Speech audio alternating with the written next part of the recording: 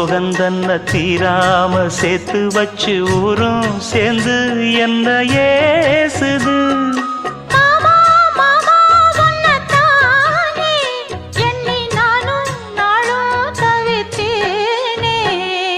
கூண்டுக்குள்ள என்ன வச்சு கூடி நின்ன ஊற விட்டு கூண்டுக்குள்ள போனதென்ன கோலக்கிளியே.